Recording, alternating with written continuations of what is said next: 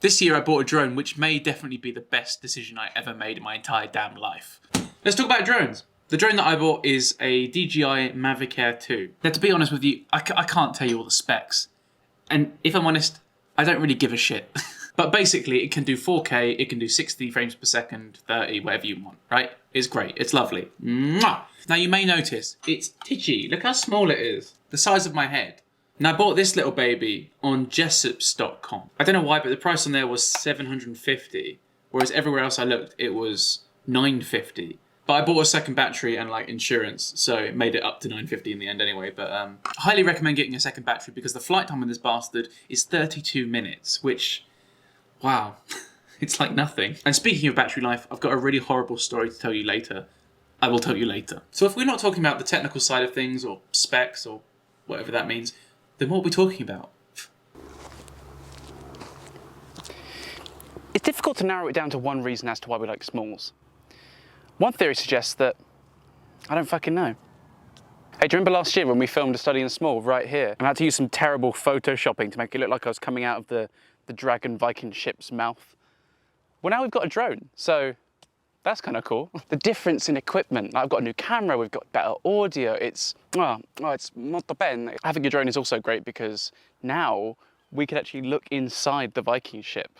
Because right now you can't see anything, whereas from the sky, we can see what's inside. Like if you asked anyone, what superpower would you like? Everyone's gonna say flight. Everyone wants to fly. You're like, well, go in a plane then, but it's not the same.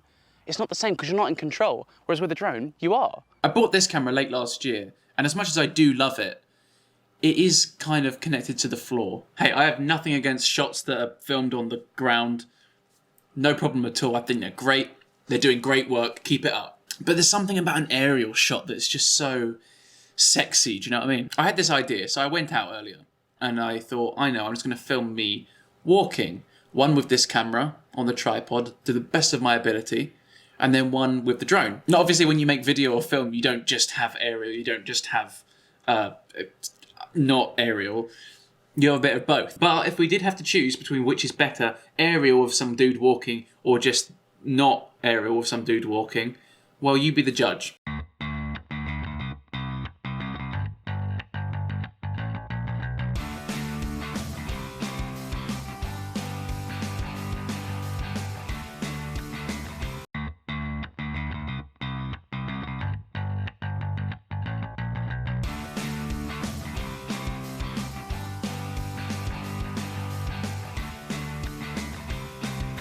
Now, I don't know about you, but I think the aerial's fucking sexy as shit, mate. Cool. Now, I'm sure it's not just a Mavic Air 2. I don't know, how old is the Mavic Air 2? The Mavic Air 2 came out last year in April. Okay, so this is quite a modern boy. Now, what's quite about it is it can detect things to track. I did it with the TARDIS when I went up to Essex a few weeks ago. So it's great when it comes to filming on my own. Like, I just took this thing out with me, tracked me, and then it did everything else for me. All these years I've been like a one-man show, and this sort of feels like a half person. It feels like company, I don't know. Thank you. It's like such a boy toy, you know? Girls can play with these as well, of course, obviously, but I mean, it's just like a generic thing that a bloke would want to play with. Even if he doesn't make videos, it's just fun to just play around with it. For urban exploring as well, you could go over like an abandoned building and have a look, or is there probably some legality against that? I don't know, you didn't hear that from me, okay? I don't know. Another cool thing about having a drone is that you can spy on things. So here in Ramsgate we have a church. It's a big old church, it's a massive old big boy church. And I've walked through this churchyard like a million times and I've always wanted to know, what does it look like from up there? You know? I've played enough Assassin's Creed to know that there's a hidden treasure chest, so we need to find out. I feel like I've hyped this up too much. I feel like we need to do a blind top of church react video. Let's do it. Very nice so far, liking it. Let's get closer. Ooh, that's just a nice shot, isn't it? That looks so good. I love drone footage. Everything looks so good from the sky. Everything. Right, first of all, first things first. Is there a hidden chest? Oh, birds, you've got to watch out for birds, my God. The amount of times I've nearly hit a bird. Okay, a seagull, not a woman. Okay, yeah, I don't think there is no hidden chest down there. That's disappointing. Yeah, there's people playing rugby or something. You know, I didn't even know that massive field was there. Yeah, that's a good shot. Oh, these fucking birds are just terrifying me. There you go, look. Here you go, full Assassin's Creed synchronized footage. Yeah, add eagle noise. Yeah. You've unlocked a little bit more map. Very nice. I'm down here near the ashes. I sort of find it's easier to sort of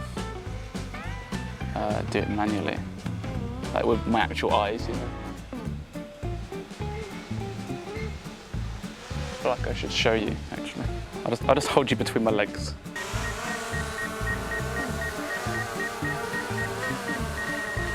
And then there's just a button on here that says, do that, land, and it just does itself.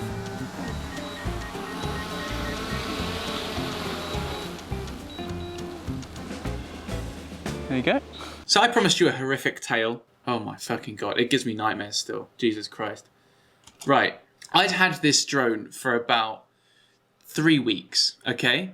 And I approached this this yacht club who were having a big yacht race thing. Anyway, so I went along to that and went to go film it. Flying a drone over the sea, which is really confident of me. I don't know why I was so up for that. And side note, I had bought insurance, but you have to like activate the code, which I didn't really know. So technically I was not insured when this happened, okay? I'm flying over the sea.